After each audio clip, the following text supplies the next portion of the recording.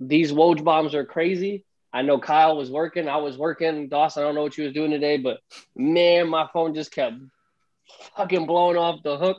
So I got to hear y'all's opinion. What the hell went on your minds today when you were seeing these constant updates? Did you think like originally like it was going to be a dead trade deadline? Did you think it was going to be like average? Like Dawson, I'm gonna start with you, bro. Like, what'd you think about today? I mean, I wasn't expecting this at all. I wasn't expecting it to be too much of anything, but I mean, I only got wrote down like 11 or so, and there was probably five or six, maybe even seven that I didn't even write down. So I mean, they were just dropping like hotcakes today. But I mean, there's some smaller names, but I mean, there was quite a few, not big names, but I mean, good pieces that are going to different teams to that are gonna help those teams that they're going to in a pretty big way. I think at least for those players, I think they're going to better situations. I guess is what I'm trying to say. Yeah, absolutely. Are you kidding me, man? One that comes off the top of the dome, in particular, is the Vucevic trade to go to Chicago. So I mean, Yeah.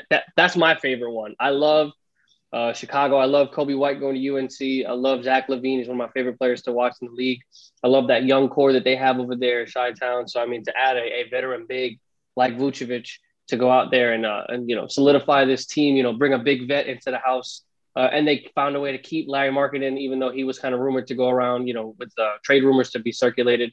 But other than that, I mean, like Kyle, what was your big move today? Who did you really see that there was a big spot? I mean, it was Victor Oladipo going to Miami. That was probably the biggest one that I saw. The crazy thing was when I was going through the details of the trade, the Heat only gave up Avery Bradley, Kelly Olynyk, and I think there was a draft pick swap, if I remember correctly. The fact Swap that rights, yep. the fact that Houston wasn't able to get Tyler Hero or Duncan Robinson in the trade just goes to show how good of a GM Pat Riley is. So you have to give Pat Riley a lot of credit for being able to facilitate that trade. And look, Victor Oladipo has had some injury issues. He had I believe he tore his quad back when he was with Indiana a couple years ago, and he's still kind of getting into the groove of things after that injury. But he's put up some solid numbers in Houston, despite Houston being an absolute dumpster fire this year. So I think he's going to be a solid pickup for Miami this year. Whether he stays long-term in Miami, we'll see after this season, but they definitely got better with this trade. Kev, what were some names that you saw that popped out to you outside of the Vucevic one where he went to Chicago? Well, obviously the Oladipo trade kind of stuck out to me. The Fournier trade to Boston stuck out. Mm-hmm. The Aaron Gordon trade to Denver. It seemed like Orlando just dumped off all their big contracts to just go in full rebuild mode. Yeah. The speculation of Kyle Lowry throughout the entire week of him being moved and then he ends up not being moved. The most surprising non-move would be Lonzo Ball. He was kind of rumored around for the last, 6 weeks that he was on the move. He ends up staying in New Orleans. New Orleans ends up sending J.J. Redick and another player to Dallas for James Johnson and Wes Owianu. I always forget how to pronounce his name. And, that was big for my organization. I'm not going to get into what I actually think about it. Dog shit. And then I think the final trade that really stuck out to me was the Rondo trade.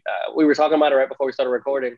I always said Rondo was it wasn't going to work in Atlanta. There was just too many young people on that team. Rondo's at the tail end of his career. There were a lot of guards there. Atlanta was a very big fixer-upper, so to speak, like in terms of realty. But I don't know. I felt that him going back to LA was just a little weird. Obviously, the Lakers didn't have enough cap to go and sign him to the deal that he wanted. So he finesses his way into a contract in Atlanta and then gets traded back to LA. So except it's to the opposite locker room of the Clippers. So Rondo gets what he wanted. He gets to be on another contender once again, just like I said, on the opposite side of the stadium. But I mean, other than that, like Dawson said, there were a lot of little moves, little pieces here and there, little assets.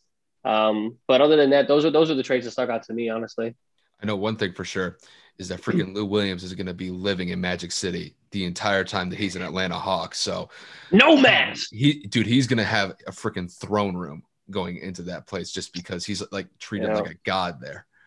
Say King Lou in the building. Bring me my wings. Yep, those lemon pepper wings are going to be gas when he gets there. They're going to be on deck. It's like, bro, if he's on the way, like he's going to call. It's like, y'all better have those wings there by the time I get there. That boy happy. I never seen another player happy to go to a worse team than Lou Williams probably is. He's probably on that plane and saying, "Oh baby, I'm gonna be here every day." You already know. Exactly. You can't go wrong, dude. You can't go wrong with that setup. Dawson, what you got? What's the trade that stuck out to you today, man? What's something that you said like, whoa, what the hell? You know, as much as I hate to be an Orlando Magic fan today, with them dumping everybody off, I don't mind getting Otto Porter and Wendell Carter just to if we're rebuilding. I mean, at least Wendell's somewhat young, and I guess Otto's somewhat young 25, as well. 26, right? Yeah, they're in their mid-20s or somewhere like that. I know Otto might be a little on the older side now, but we got 2 first-round picks out of that. I don't know exactly what spots, but they got a little something for it. I mean, and then the deal with Denver, they got RJ Hampton, Gary Harris, which I think Gary will probably end up starting since we got rid of Fournier as well. So. And then we got another protected 2025 first-round pick. So I guess 3 first-rounders and 4 players. I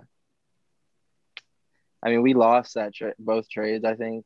I mean, I don't understand why we're rebuilding now, or why we didn't do this before. I don't see why we ever thought Aaron Gordon and Vucevic were going to be the answer, personally. But, I mean – other than those 2 guys, I like Kyle said, the Oladipo trade. I thought it was a weird trade for him getting to Houston in the first place. It's just a weird spot for him. Facts. Even with Harden gone, I was just like, I just don't know how he's gonna fit in with this, ragtag team that they got going on in the Lone Star State. But I'm happy to see him go to Miami. I've liked Vic since he was in Orlando. So, I mean, I'm glad to see him go to a decent Eastern Conference team, and they played for a championship last season. So, I mean, hopefully good things are to come for them. And I think Miami also sent Avery Bradley and Olynyk, and then they also got that first round swap rights pick. So, I mean, it's not a bad deal for Miami, obviously. And I guess if the Rockets are going to try and fix whatever they got going on, I guess that's a place to start. I guess. Man, that's I mean, it's a big if, I guess you could say.